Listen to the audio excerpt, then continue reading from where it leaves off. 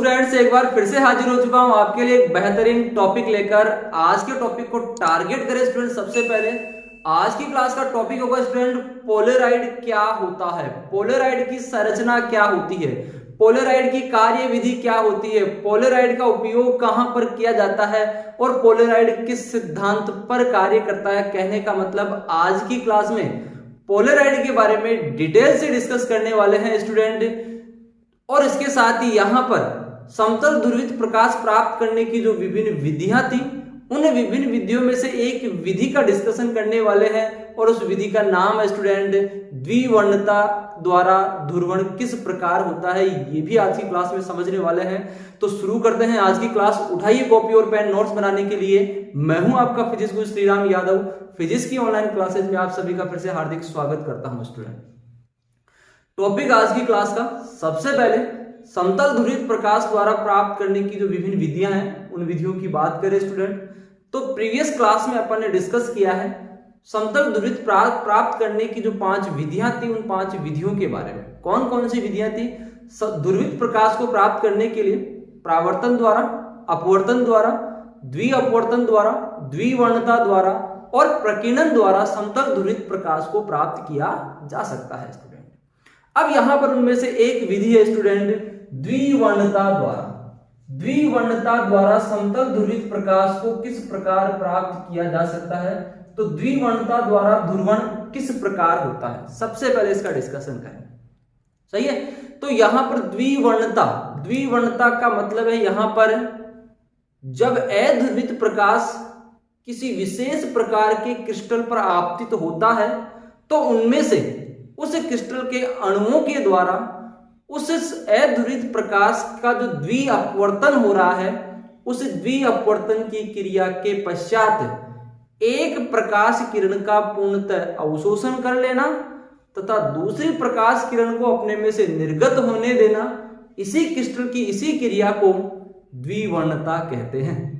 सही है। मतलब द्विअपवर्तन की एक क्रिया भी है स्टूडेंट समतल ध्रुवित प्रकाश को प्राप्त करने की, जिसके अंतर्गत यह बताया गया कि जब अध्रुवित प्रकाश किसी टूरमेलिन क्रिस्टल पर, एग्जाम्पल के तौर पर मान ले कि कोई टूरमेलिन क्रिस्टल है, उस टूरमेलिन क्रिस्टल या मान लो कोई निकोल प्रिज्म ले रहे हैं, निकोल प्रिज्म के द्वारा भी द्विअपवर्तन की क्रिया संपन्न हो सकती है। तो यदि किसी टूरमेलिन क्रिस्टल या फिर निकोल प्रिज्म के ऊपर अध्रुवित प्रकाश आपतित होता है तो उस अध्रुवित प्रकाश का 2 प्रकाश किरणों में विभाजन हो जाता है। ठीक है, 2 प्रकाश किरणों में विभाजन हो जाता है, एक साधारण किरण और एक असाधारण किरण के रूप में 2 प्रकाश किरणों में विभाजन हो जाता है। इनमें से एक प्रकाश किरण को किसी क्रिया द्वारा अलग कर लिया जाता है तो इस क्रिया को द्विअपवर्तन कहते हैं, क्योंकि यहां पर जो अपवर्तित किरणें हैं, जो 2 अपवर्तित किरणें हैं, वो दोनों अपवर्तित किरणें समतल ध्रुवित होती है। उनमें से यदि किसी एक प्रकाश किरण को किसी भी विधि द्वारा प्राप्त कर लिया जाए, जैसे निकोल प्रिज्म में प्राप्त किया जाता है, निकोल प्रिज्म इसी द्विअपवर्तन के सिद्धांत पर ही कार्य करता है स्टूडेंट। तो यहां पर जो द्विअपवर्तन की क्रिया में 2 प्रकाश किरणें प्राप्त हो रही है, उन 2 प्रकाश किरणों को यदि अपन टूरमेलिन क्रिस्टल पर आपतित कराते हैं तो टूरमेलिन क्रिस्टल क्या करता है, उनमें से एक प्रकाश किरण को अवशोषित कर लेता है। मतलब द्विवर्णता की क्रिया कहां पर हो रही है? द्विअपवर्तन की क्रिया के पश्चात। सही है। जब टूरमेलिन क्रिस्टल से द्विअपवर्तन की क्रिया हो रही है तो उस टूरमेलिन क्रिस्टल के द्वारा उन 2 अपवर्तित किरणों में से एक प्रकाश किरण को पूर्णतः अवशोषित कर लिया जाता है और दूसरी प्रकाश किरण उससे निर्गत हो जाती है। सही है। क्रिस्टल की इस क्रिया को अपन द्विअपवर्तन कहते हैं स्टूडेंट। क्लियर है। इसी द्विअपवर्तन की क्रिया पर आधारित युक्ति पोलराइड, जिसका अध्ययन आज की क्लास में कर रहे हैं, ये पोलराइड इस द्विअपवर्तन के सिद्धांत पर ही कार्य करता है। पोलराइड द्विअपवर्तन के सिद्धांत पर ही कार्य करता है, सॉरी द्विवर्णता के सिद्धांत पर ही कार्य, द्विअपवर्तन ही द्विवर्णता के सिद्धांत पर ही कार्य करता है, ध्यान रखना। सही है। अब यहां पर ये पोलराइड होता क्या है, इसके बारे में देखें तो पोलराइड एक समतल ध्रुवित प्रकाश प्राप्त करने की एक सस्ती और व्यापारिक विधि है स्टूडेंट। एक ऐसी विधि, एक ऐसी युक्ति है जिसकी सहायता से समतल ध्रुवित प्रकाश को प्राप्त किया जा सकता है। सबसे सस्ती और सरल विधि है ये। पोलराइड, जिसकी सहायता से समतल ध्रुवित प्रकाश की प्राप्ति की जा सकती है। सही है, ये द्विवर्णता के सिद्धांत पर कार्य करने वाली युक्ति है, इसका ध्यान रखना। पोलराइड द्विवर्णता के सिद्धांत पर कार्य करने वाली युक्ति है। अब पोलराइड जो होता है, उस पोलराइड में एक फिल्म होती है स्टूडेंट, एक पतली फिल्म होती है पोलराइड में। ये पोलराइड की जो पतली फिल्म होती है, ये दो कांच की प्लेटों के बीच में व्यवस्थित रहती है। सही है, मतलब पोलराइड फिल्म कैसी होती है, कहां पर किस प्रकार व्यवस्थित होती है, तो पोलराइड वास्तविकता में एक पतली फिल्म होती है। सही है, ये जो पतली फिल्म होती है, ये पतली फिल्म दो कांच की प्लेटों के मध्य व्यवस्थित रहती है। क्लियर है, मतलब पोलराइड जब भी अपन देखेंगे तो पोलराइड में एक पतली फिल्म होगी और वो पतली फिल्म हमेशा दो कांच की प्लेटों के बीच में व्यवस्थित रहेगी स्टूडेंट, इसका ध्यान रखना। सही है, एक पतली फिल्म जो दो कांच की प्लेटों के बीच में व्यवस्थित है। अब इस फिल्म को कैसे बनाया जाए, पोलराइड जो फिल्म है वो पोलराइड फिल्म कैसे तैयार की जाती है। पोलराइड फिल्म की बात करें यहां पर कैसे तैयार की जा रही है, तो पोलराइड फिल्म को तैयार करने के लिए नाइट्रोसेल्यूलोज की एक परत ली जाती है। किसकी? नाइट्रोसेल्यूलोज की चादर ले लो या परत ले लो। नाइट्रोसेल्यूलोज की एक परत है, उस नाइट्रोसेल्यूलोज की परत के ऊपर या चादर के ऊपर कैसे, मतलब पोलराइड फिल्म कैसे बनाई जा रही है, ध्यान रखना, पोलराइड फिल्म कैसे बनाई जा रही है, ये क्रिया देख लेना। इसमें क्या है, पोलराइड फिल्म कैसे बनाई जा रही है, तो पोलराइड फिल्म बनाने के लिए नाइट्रोसेल्यूलोज की एक चादर ली जा रही है। उस नाइट्रोसेल्यूलोज की चादर के ऊपर एक कार्बनिक यौगिक लेते हैं, कार्बनिक यौगिक जिसका नाम है स्टूडेंट हर्पेथाइट। कार्बनिक यौगिक हर्पेथाइट या कुनेन आयोडोसल्फेट, हर्पेथाइट या कुनेन आयोडोसल्फेट के अति सूक्ष्म आकार के क्रिस्टल लिए जाते हैं। सही है, कार्बनिक यौगिक, कौन सा कार्बनिक यौगिक, या तो हर्पेथाइट ले लो या फिर कुनेन आयोडोसल्फेट के अति सूक्ष्म आकार के क्या लेते हैं, क्रिस्टल लेते हैं। उन अति सूक्ष्म आकार के क्रिस्टलों को, अति सूक्ष्म आकार के इनके क्या ले जाते हैं,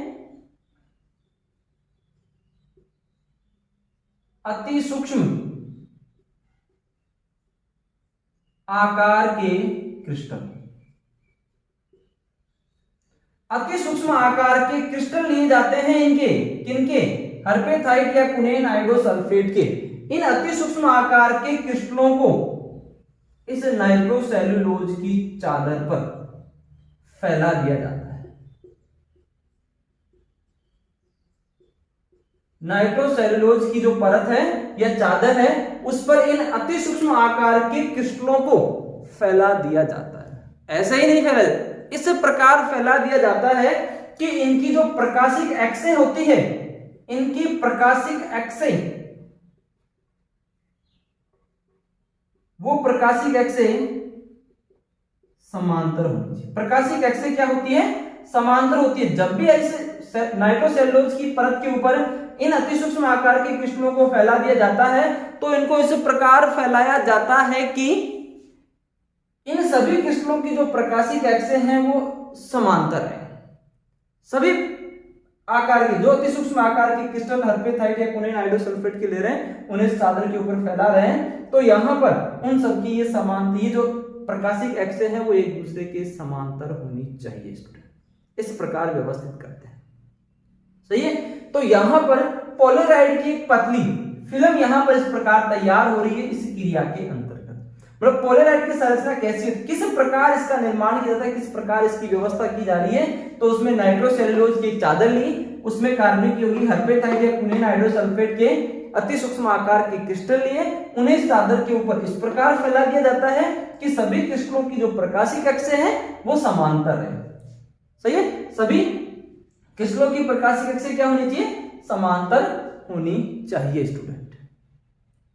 सही है। तो यहां पर इस प्रकार बनकर तैयार होती है अपने पास पोलेराइड की एक फिल्म।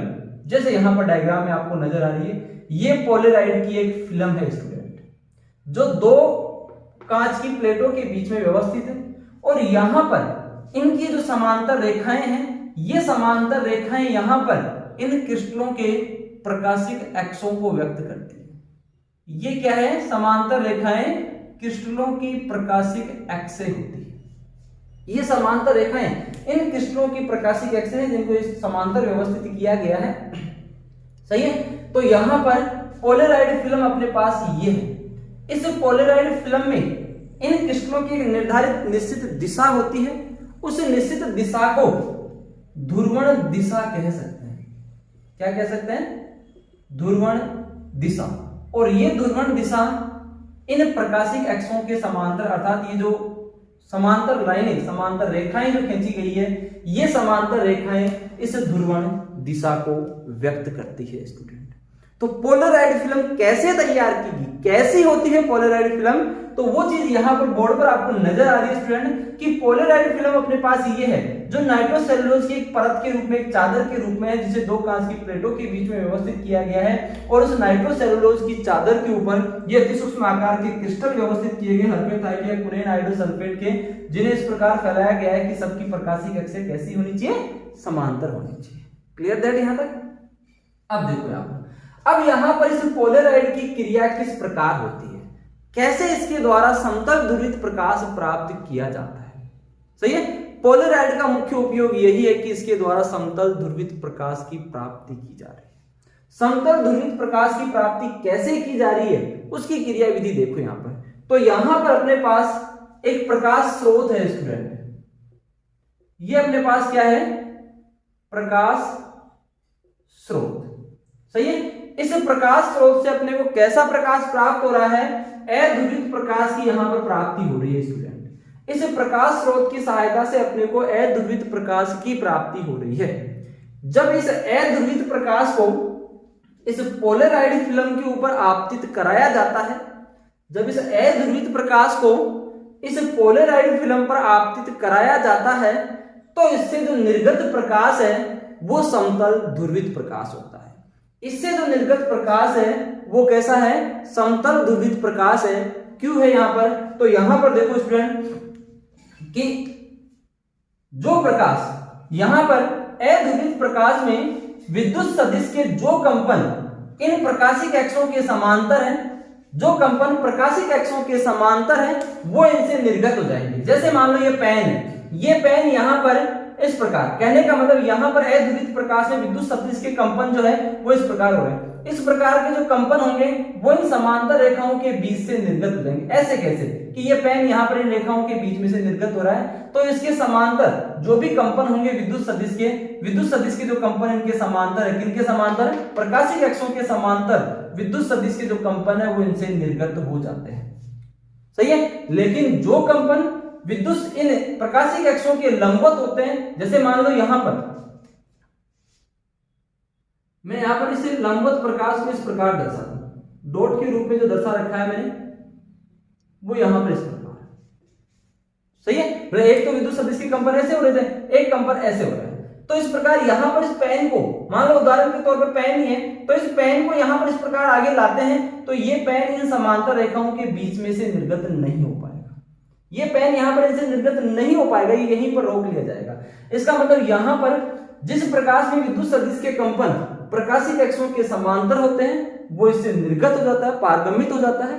और जिस प्रकाश में विद्युत सदिश के कंपन प्रकाशिक अक्षों के लंबवत होते हैं वो यहां पर इनके द्वारा यहीं पर रोक लिए जाते हैं, इससे निर्गत नहीं। इससे निर्गत तो वही कंपन होंगे जो इस प्रकार कंपन करते हुए आगे इस प्रकार जो कंपन इस प्रकार के होंगे वही इससे निर्गत होंगे। बाकी इस प्रकार के कंपन, इस प्रकार के कंपन, इस प्रकार के कंपन होंगे वो इससे निर्गत नहीं हो पाएंगे स्टूडेंट। क्लियर है? तो यहां पर इस प्रकार इस पोलराइड फिल्म से जो निर्गत प्रकाश है वो निर्गत प्रकाश अपने पास समतल ध्रुवित प्रकाश है स्टूडेंट। तो पोलराइड की सहायता से समतल ध्रुवित प्रकाश की प्राप्ति की जा सकती है। सही है। तो इसका पहला उपयोग यहां पर साथ ही पोलराइड के उपयोग क्या है वो भी यहां पर क्लियर कर ले अपन पोलेराइड के उपयोग, पोलेराइड के उपयोग।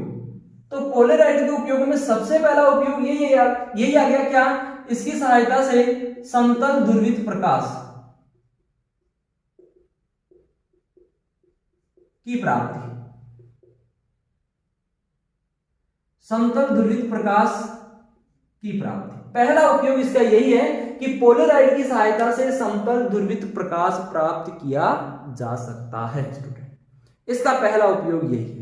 दूसरे उपयोग की बात करें कि पोलेराइड का दूसरा उपयोग क्या है, तो दूसरा उपयोग है त्रिविमीय चित्रों को देखने में, त्रिविमीय 3D, त्रिविमीय चित्रों को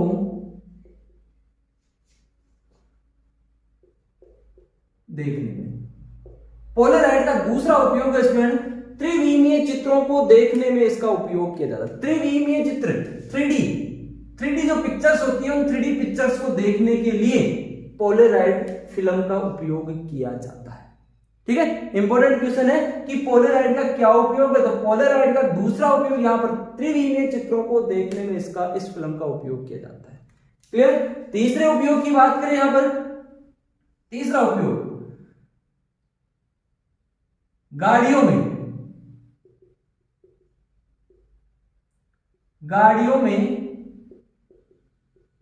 प्रकाश की चकाचौंध से बचने के लिए सामने के कांच में इसका उपयोग किया जाता है। ठीक है, सामने से कोई भी गाड़ी आ रही है, उस गाड़ी की हेडलाइट के द्वारा प्रकाश की जो चकाचौंध उत्पन्न हो रही है, उस प्रकाश की चकाचौंध से बचने के लिए गाड़ी का जो फ्रंट के कांच होता है, उस फ्रंट कांच में ये पोलेराइड फिल्म लगाई जाती है। इस पोलेराइड फिल्म का उपयोग किया जाता है उस प्रकाश की चकाचौंध से बचने के लिए। प्रकाश की चकाचौंध से गाड़ियों में, ट्रकों में, वाहनों में प्रकाश की चकाचौंध से बचने के लिए गाड़ियों के फ्रंट कांच में, सामने के शीशे में, सामने के कांच में किसका उपयोग करते हैं, पोलेराइड फिल्म का उपयोग किया जाता है। सही है, तो तीसरा उपयोग इसका ही है। चौथे उपयोग की बात करें, पोलेराइड का चौथा उपयोग क्या है, चौथा उपयोग स्टूडेंट वायुयान एवं ट्रेनों में, वायुयान एवं ट्रेनों में अंदर आने वाले प्रकाश की तीव्रता को नियंत्रित किया जाता है।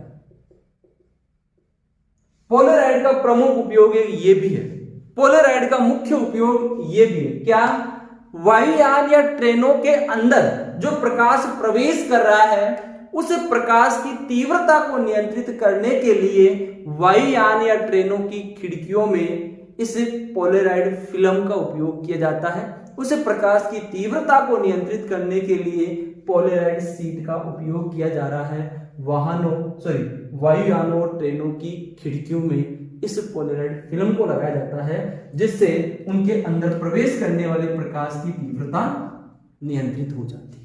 सही है, तो उस प्रकाश की तीव्रता को नियंत्रित करने के लिए पोलेराइड फिल्म का उपयोग किया जाता है। सही है, इसके साथ ही यहां पर पोलेराइड फिल्म का उपयोग धातुओं के प्रकाशिक गुणों का अध्ययन करने में, प्रकृति में जो विभिन्न धातुएं हैं, उन विभिन्न धातुओं में जो भी प्रकाशीय गुण है, उन प्रकाशिक गुणों का अध्ययन करने के लिए सभी धातुओं में, प्रकृति की कोई सी भी धातु हो सकती है, उस धातु में उसके प्रकाशिक गुणों का अध्ययन करने के लिए भी पोलेराइड फिल्म का उपयोग किया जाता है स्टूडेंट। तो पोलेराइड फिल्म का एक उपयोग ये भी है स्टूडेंट। सही है, तो यहां पर पोलेराइड क्या है, ये क्रिया आपको समझ में आई। पोलेराइड किस प्रकार बनाया जा रहा है, पोलेराइड की क्रिया विधि किस प्रकार है, उसकी संरचना किस प्रकार बन रही है, पोलराइड का उपयोग क्या है, ये इंपॉर्टेंट क्वेश्चन यहां पर ध्यान रखना। पोलराइड का उपयोग क्या है, पहला उपयोग ध्रुवित प्रकाश की प्राप्ति इसके द्वारा की जाती है। 3D में चित्रों को देखने के लिए इसका उपयोग किया जाता है। गाड़ियों में प्रकाश की चकाचौंध से बचने के लिए सामने का जो शीशा होता है, सामने का जो कांच होता है, उसमें पोलराइड फिल्म का उपयोग किया जाता है। वायुयानों में, ट्रेनों में अंदर प्रवेश करने वाले प्रकाश की तीव्रता को नियंत्रित किया जाता है इसके द्वारा। और धातुओं के प्रकाशीय गुणों का अध्ययन करने के लिए इस पोलराइड फिल्म का उपयोग किया जाता है। स्टूडेंट क्लियर है यहां तक। अब यहां पर पोलराइड के बारे में सब कुछ जान चुके हैं, तो यहां पर पोलराइड से प्राप्त प्रकाश ध्रुवित है या अध्रुवित है उसकी जांच करनी है। ध्रुवित या अध्रुवित प्रकाश की जांच करने के लिए एक दूसरे पोलराइड का उपयोग किया जा रहा है। देखो कैसे। तो स्टूडेंट, पोलराइड से निर्गत प्रकाश ध्रुवित होगा या अध्रुवित होगा, इसकी जांच करनी है यहां पर। इसकी जांच करने के लिए ऐसा ही एक दूसरा पोलराइड लिया जा सकता है और उस दूसरे पोलराइड की सहायता से यह जांच किया जा सकता है, ये ज्ञात कर सकते हैं कि पहले पोलराइड से निर्गत जो प्रकाश है वो ध्रुवित है या नहीं। तो ध्रुवित प्रकाश की प्राप्ति हो रही है या नहीं हो रही है, इसकी सत्यता की जांच करनी पड़ेगी।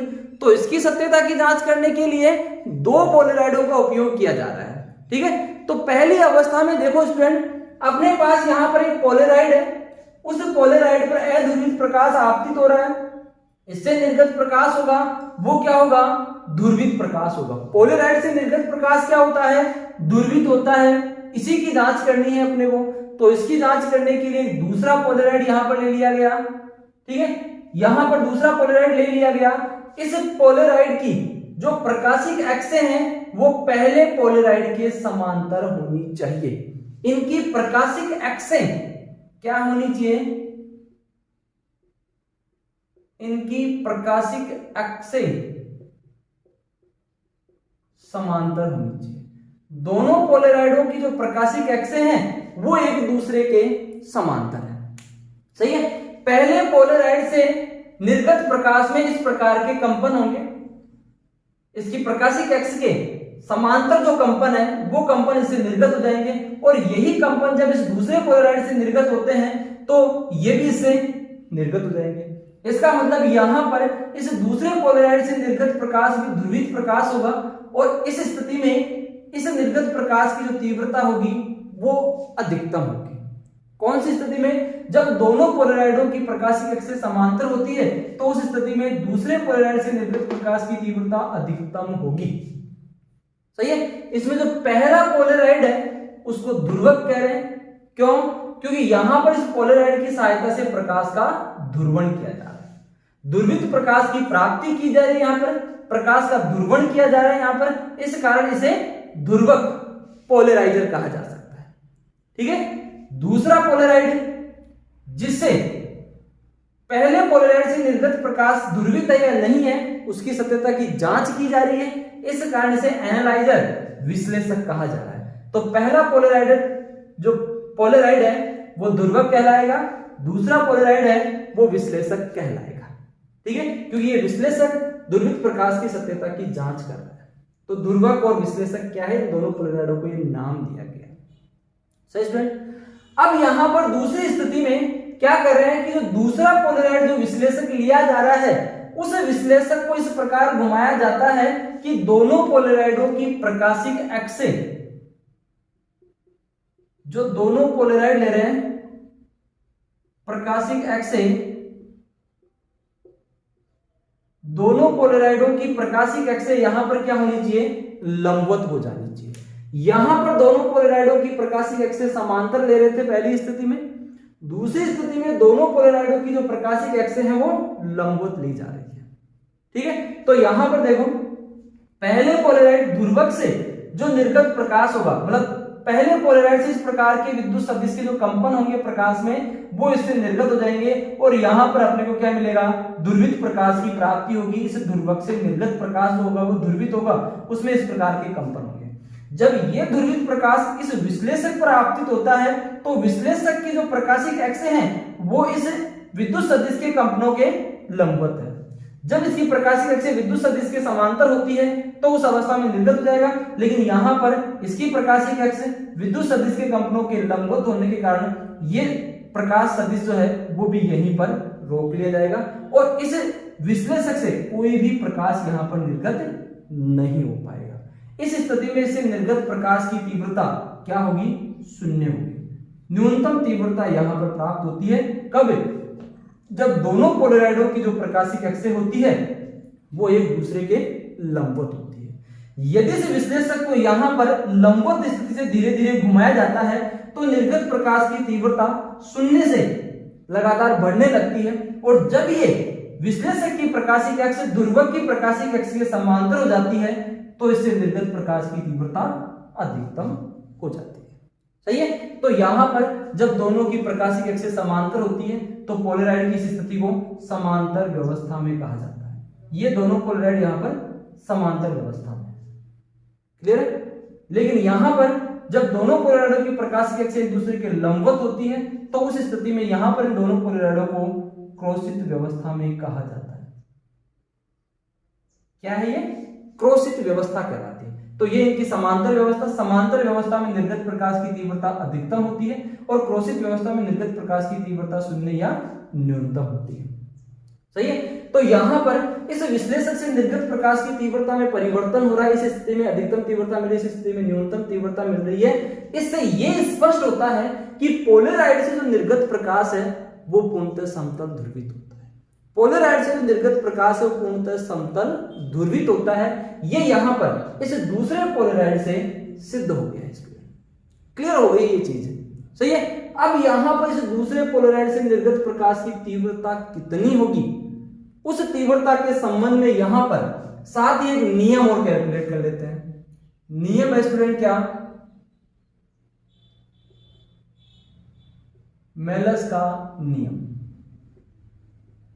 क्या है ये मेलस का नियम? मेलस का नियम जो क्या दर्शाता है? मेलस का नियम इस पोलराइड से विश्लेषक से निर्गत प्रकाश की तीव्रता को दर्शाता है। सही है। यहां पर अपने देखा है कि प्रकाश की तीव्रता न्यूनतम मिल रही है, यहां पर प्रकाश की निर्गत प्रकाश की तीव्रता अधिकतम प्राप्त हो रही है। तो इस विश्लेषक से निर्गत प्रकाश की तीव्रता में परिवर्तन हो रहा है कब? जब इन दोनों विश्लेषकों की प्रकाशिक अक्षों को बदला जाता है। तो ध्रुवक और विश्लेषक की प्रकाशिक अक्षों के बीच में बनने वाले कोण को बदला जाता है तो इनके बीच में बनने वाले कोण को बदलने पर निर्गत प्रकाश की तीव्रता में परिवर्तन हो जाता है। निर्गत प्रकाश की तीव्रता में यहां पर परिवर्तन हो रहा है तो यहां पर इस परिवर्तन को, इस तीव्रता में परिवर्तन को दर्शाने के लिए इस मेलस के नियम का उपयोग किया जा रहा है। क्या है मेलस का नियम? कथन नोट करो स्टूडेंट। यहां पर जब ध्रुवक एवं विश्लेषक की प्रकाशिक अक्षों से निर्गत प्रकाश की तीव्रता में परिवर्तन होता है तो उस निर्गत प्रकाश की तीव्रता में होने वाला ये जो परिवर्तन है वो ध्रुवक और विश्लेषक के बीच में बनने वाले प्रकाशिक अक्षों के बीच में बनने वाले कोण पर निर्भर करती है। सही है। निर्गत प्रकाश की जो तीव्रता है वो किस पर निर्भर कर रही है? ध्रुवक और विश्लेषक की प्रकाशिक अक्षों के बीच में बनने वाले कोण पर निर्भर कर रही है। तो विश्लेषक, ध्रुवक एवं विश्लेषक से निर्गत प्रकाश की जो तीव्रता है, ध्रुवक एवं विश्लेषक से निर्गत प्रकाश की तीव्रता कितनी होगी? ध्रुवक एवं विश्लेषक से निर्गत प्रकाश की जो तीव्रता है वो ध्रुवक एवं विश्लेषक की प्रकाशिक अक्षों के मध्य बनने वाले कोण की कोज्या के वर्ग के अनुक्रमानुपाती होती है।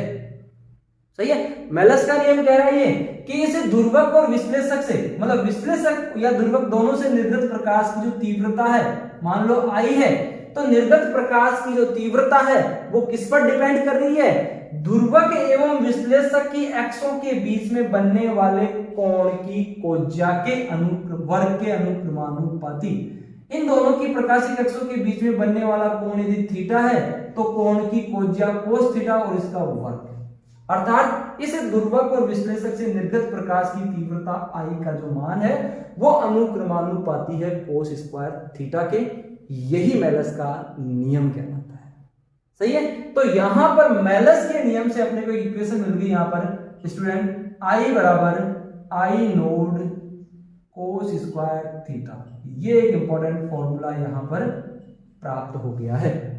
सही है, मतलब मेलस का नियम क्या है, ये नियम समझ लो आप। इंपॉर्टेंट टॉपिक है, एक इंपॉर्टेंट फॉर्मूला यहां पर इंपॉर्टेंट टॉपिक है स्टूडेंट। ये इंपॉर्टेंट टॉपिक बोर्ड एग्जाम के हिसाब से 1 नंबर के रूप में पूछा जा सकता है। तो ध्रुवक और विश्लेषक से निर्गत प्रकाश की तीव्रता का जो मान है वो I बराबर I node cos square theta. यहां जो I नोड है, ये I नोड तीव्रता का अधिकतम मान है, तीव्रता का अधिकतम मान, तीव्रता का यह अधिकतम मान है। थीटा यहां पर क्या है, थीटा ध्रुवक एवं विश्लेषक की प्रकाशिक अक्षों के बीच का कोण। थीटा यहां पर ध्रुवक एवं विश्लेषक की प्रकाशिक अक्षों के बीच में बनने वाला कोण है स्टूडेंट। सही है, तो मेलस के नियम के अनुसार अपने को समीकरण प्राप्त हो गया I बराबर I node cos square theta.